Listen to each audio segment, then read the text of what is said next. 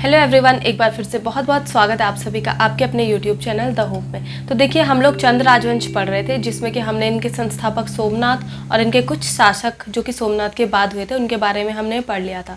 क्योंकि चंद राजवंश जो है वो थोड़ा लंबा चैप्टर है, इसलिए अगर आपने पहली वीडियो नहीं देख ली तो वो वीडियो आप ज़रूर देख लीजिएगा। उसके बाद ही आपको जो है आगे के पार्ट समझ में आएंगे, नहीं तो आप अगर आधे से शुरू करेंगे तो समझने में आपको दिक्कत होगी। ठीक है, तो लास्ट जो वीडियो हमने करी थी वहाँ तक हमने कृष्णशैल्या देव तक पढ़ लिया था। और आज का जो हमारा स्टार्टिंग का जो इनके शासक थे वो गरुड़ ज्ञानचंद से हम स्टार्ट करेंगे। गरुड़ ज्ञानचंद, ठीक है। तो गरुड़ ज्ञानचंद इनके दो हुए हैं, एक दूसरा भी शासक हुआ है, वो गरुड़ ज्ञानचंद दो है, तो ये गरुड़ ज्ञानचंद फर्स्ट है। तो अभी हम गरुड़ ज्ञानचंद फर्स्ट के बारे में पढ़ेंगे। गरुड़ ज्ञानचंद का जो शासक चला ये 1375 से 1420 तक इसका शासन चला था, 1420 ईस्वी तक, ठीक है। और इसके जो स्रोत मिले हैं ये गोबास ताम्रपात्र से मिले थे। गोबास ताम्रपात्र से इसके स्रोत मिले थे, ठीक है। तो गरुड़ ज्ञानचंद जब शासन में आया था तो उस टाइम पे जो है दिल्ली में फिरोज शाह तुगलक का शासन चल रहा था। और जो ये ज्ञानचंद है, गरुड़ ज्ञानचंद जो है फिरोज शाह तुगलक के लिए भेंट लेकर दिल्ली दरबार गया था। तो फिरोज शाह तुगलक जो है वो गरुड़ ज्ञानचंद से बहुत ज़्यादा प्रसन्न हुआ था और इसलिए इसने इसको जो है फिरोज शाह तुगलक ने इसको जो तराई का क्षेत्र था, फिरोज शाह तुगलक ने इसको तराई का क्षेत्र भेंट में दे दिया था। तराई का क्षेत्र मतलब जो मैदानी एरिया होता है वो इसने इसको भेंट में दे दिया था। और वहाँ पर उस टाइम पे रोहिला लोगों का शासन चल रहा था और जो फिरोज शाह तुगलक था और जो रोहिला थे इन दोनों की आपस में बनती नहीं थी, इसलिए फिरोज शाह तुगलक ने जो है गरुड़ ज्ञानचंद को प्रसन्न होकर वो ज़मीन जो है पूरी की पूरी भेंट में दे दी थी। और इसको जो गरुड़ नाम दिया था वो भी फिरोज शाह तुगलक ने ही इसको गरुड़ कहा था। उसके बाद से ही इसके नाम के आगे गरुड़ ज्ञानचंद लिखा गया था, ठीक है। ठीक है, इसके गरुड़ ज्ञानचंद के बाद जो आपका दूसरा शासक आता है वो उद्यानचंद आता है। उद्यानचंद, तो उद्यानचंद जो है इसने चंपावत के जो बालेश्वर मंदिर है वहां पर इसने उसका जीर्णोद्धार करवाया था, चंपावत के बालेश्वर मंदिर का, ठीक है।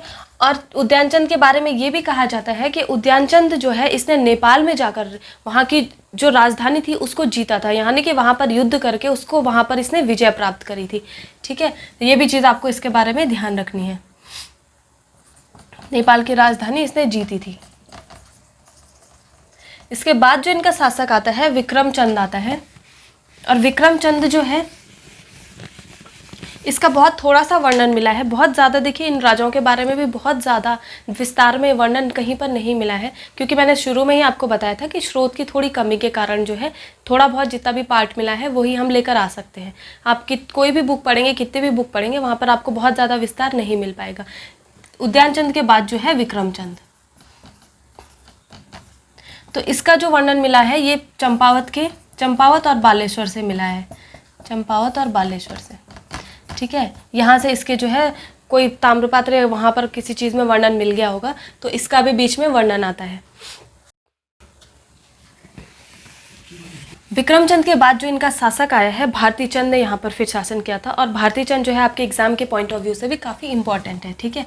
भारती चंद उसके बाद यहाँ पर आया और भारती चंद एक ऐसा शासक था जिसने कि अपना एक स्वतंत्र जो है राज्य स्थापित करा था, ठीक है। इसने एक स्वतंत्र राज्य बनाया था। वो कैसे बनाया था, क्योंकि देखिए चंपावत जो है वो नेपाल से लगी हुई सीमा है, बार बार आक्रमण होता था। और वहाँ का जो पिथौरागढ़ है, चंपावत के पास जो पिथौरागढ़ पड़ता है, पिथौरागढ़ की सोर घाटी और सीरा घाटी में, सोर घाटी और सीरा घाटी जो कि डोडीहाट में है, सीरा घाटी, ठीक है। यहाँ पर क्या था, जो मल राजवंश था, यानी कि जो नेपाल से जो राजा यहाँ पर अपने व्यक्ति को छोड़कर चले जाते थे उनको जो है उन्होंने यहाँ पर बसा के रखा था, ये दोनों घाटियों पे कब्जा करके रखा था। तो जो भारती चंद है इसने क्या किया, धीरे धीरे एक सीमा, अपनी जो सेना है वो तैयार करी और अपनी सेना में इसने हर तरीके के, हर वर्ग के लोग रखे, हर तरीके के वर्ग से इसने जो है लोगों को चुना और एक बहुत बड़ी सेना तैयार की। और लगभग 12 वर्ष के संघर्ष के बाद जो है इसने डोटियों को अपने राज्य से बाहर खदेड़ दिया था। तो पूरे 12 वर्ष संघर्ष चला, उसके बाद जो है इसने एक स्वतंत्र राज्य की जो है वहाँ पर गठन किया, स्वतंत्र राज्य इसने वहाँ पर बनाया था। ठीक है, तो आपके एग्जाम में क्या पूछा जा सकता है, शोर घाटी पूछी जा सकती है, सीरा घाटी पूछी जा सकती है, और 12 वर्ष के संघर्ष के बाद कौन सा ऐसा चंद शासक था जिसने कि एक स्वतंत्र राज्य की वहाँ पर आधिपत्य स्टार्ट करा था, तो आपका भारती चंद है। ठीक है, तो ये चीज़ आपको याद रखनी है, ये बहुत इंपॉर्टेंट है आपके एग्जाम के पॉइंट ऑफ व्यू से।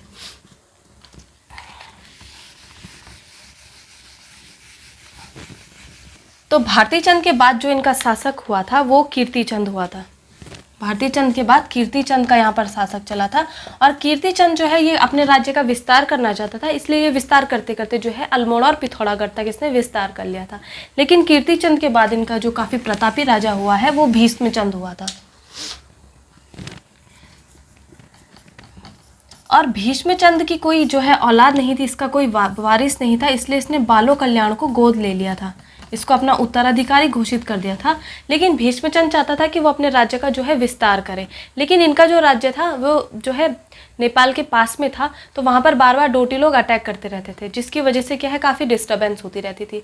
तो ये जो है चंपावत से हटाकर अपनी राजधानी कहीं सेंटर में करना चाहता था, केंद्र में करना चाहता था, जहाँ से कि अच्छे से अपनी राजधानी की देखभाल कर सके, अपने राज्य को अच्छे से संभाल सके। लेकिन जैसे ही ये करना चाहता था, अपनी राजधानी वहाँ से केंद्र में लाना चाहता था, उस दौरान एक रामगढ़ का डाकू होता है जो कि भीष्मचंद की हत्या कर देता है। और जिस टाइम पे ये घटना होती है, इसकी हत्या जिस टाइम पे होती है, इसका जो पुत्र है बालो कल्याण, ये उस दौरान नेपाल गया होता है। अब मैंने आपको बताया था कि नेपाल और जो चंद राजवंश थे इन्होंने समझौता कर लिया था, तो इनके समझौता के दौरान ही ये किसी काम से नेपाल गया हुआ था।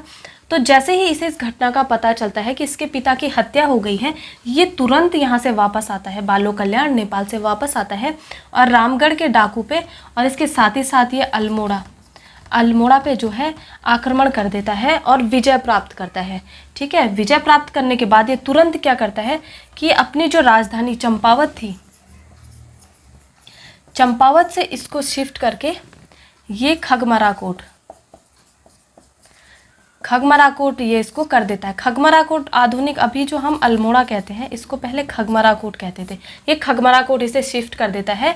और ये राजधानी को यहाँ पर लाने का जो वर्ष था ये 1565 के ईस्वी में इसने ये किया था। ठीक है, तो आपके एग्जाम के पॉइंट ऑफ व्यू से यहाँ पर क्या क्या चीज़ें इंपॉर्टेंस रखती हैं कि भीष्मचंद ने, एक तो उसका पुत्र बालो कल्याण था जो कि उसने गोद लिया था, दूसरी बात रामगढ़ के डाकू ने भीष्मचंद की हत्या कर दी थी, और तीसरी बात इनकी राजधानी जो है वो भीष्मचंद के शासक में ही शिफ्ट की गई थी। तो ये भी आपके लिए जानना बहुत ज़रूरी है कि 1565 में ये राजधानी वहाँ पर लाई गई थी। और खगमराकोट जो है अल्मोड़ा को कहा जाता है, क्योंकि एग्जाम में आपका अल्मोड़ा ना पूछ के खगमराकोट नाम आपको दिया जा सकता है, तो ये भी आपको पता होनी चाहिए। ठीक है, तो इसके पहले जितने भी राजाओं ने शासन किया था वहां तक इसकी जो राजधानी थी चंपावत थी, लेकिन अभी इसने राजधानी खगमराकोट कर दी है। ठीक है, और कहा जाता है कि जो ये राजधानी इसने बदली थी, क्योंकि इसके पिता की ये इच्छा थी कि मैं अपनी राजधानी वहाँ पर शिफ्ट कर दूँ, तो कहीं ना कहीं बालो कल्याण के मन में ये बात थी कि मेरे पिता की कहीं अंतिम इच्छा भी हो सकती है कि राजधानी वहाँ पर शिफ्ट करूँ, इसलिए उसने जो है बिना सोचे समझे तुरंत अपनी राजधानी वहाँ पर खगमराकोट में अपनी राजधानी बना दी। तो कहीं ना कहीं उसका अपने पिता के प्रति ये प्रेम भी हो सकता है और एक सम्मान भी हो सकता है, तो ये भी आपके लिए इम्पोर्टेंस रखता है। ठीक है, ठीक है, भीष्मचंद के बाद जो शासक आया वो रुद्रचंद आया था, रुद्रचंद शासक आया। और रुद्रचंद के टाइम पे जो है दिल्ली में अकबर का शासन चल रहा था, तो इसलिए रुद्रचंद ने जो है अकबर की अधीनता स्वीकार कर ली थी, और 1587 ईस्वी में इसने ये अधीनता स्वीकार कर ली थी। इस वजह से जो है चंद राजवंश को इनका जो राज्य था उसको करद राज्य घोषित कर दिया गया था। ठीक है, करद राज्य का मतलब होता है जो राज्य कर देता है, तो ये जो है अकबर को टैक्स दिया करता था, इसलिए इसको करद राज्य घोषित कर दिया गया था। तो क्या हुआ, उस दौरान जो है हुसैन खान नाम का एक व्यक्ति था जिसने कि तराई के क्षेत्र पे आक्रमण कर दिया था, हुसैन खान नाम का। ठीक है, हुसैन खान। तो हुसैन खान ने जब युद्ध कर लिया था, तो जो रुद्रचंद था इसने इसके विरोध में युद्ध किया, और ये जो है इसको पराजित करके इसने यहाँ पर आधुनिक जो रुद्रपुर है, आधुनिक रुद्रपुर का निर्माण किया, उसने यहाँ आधुनिक रुद्रपुर बना दिया। लेकिन जब ये पूरी घटना जो है अकबर को पता चलती है, अकबर बहुत ज़्यादा क्रोधित हो जाता है। लेकिन जो रुद्रचंद था ये बहुत ज़्यादा बुद्धिमान था। इसने क्या किया, तुरंत ये जो है भेंट लेकर अकबर के दरबार में पहुँच गया और उसमें कुछ कस्तूरी मृग वगैरह की भेंट थी और इसने जो है अकबर को भेंट देकर अकबर प्रसन्न बहुत ज़्यादा हो गया था। और अकबर जैसे ही प्रसन्न हुआ, अकबर ने इसको जो है 84 चरागाह की ज़मींदारी दे दी थी। ठीक है, कि इसको जो है ये भी इसने भेंट में दे दी थी। तराई का क्षेत्र तो इनको पहले ही दे दिया गया था फिरोज शाह तुगलक के बाद, इसने यहाँ से अकबर को प्रसन्न करके 84 चरागाह की जो है ज़मींदारी भी ले ली थी। ठीक है, तो इसके बाद जो है जब इसने इसको ज़मींदारी दी तो इसके नाम के आगे ये ज़मींदार भी इसको कहा जाता था, ज़मींदार रुद्रचंद। ठीक है, तो इसको ज़मींदार भी कहा जाता है इसी घटना की वजह से। और ये सारी जो घटना मैं आपको बता रही हूँ, ये जहांगीर जो था, जहांगीर की आत्मकथा में ये सारी जो है आपकी वर्णन मिलता है, वहाँ पर ये सारा वर्णन मिलता है जहांगीर की आत्मकथा में। ठीक है, इसके साथ ही आपके एग्जाम के पॉइंट ऑफ व्यू से एक और इम्पॉर्टेंट चीज़ यहाँ पर है, रुद्रचंद जो था इसने एक पुस्तक भी लिखी थी जिसका नाम है धर्मनिर्णय। धर्मनिर्णय नाम की इसने एक पुस्तक लिखी थी और इस पुस्तक में इसने क्या किया था, इसके जो भी राज्य के लोग थे, जितने भी लोग थे, इसने हर समाज को जो है अलग अलग वर्गों में डिवाइड करके रखा है।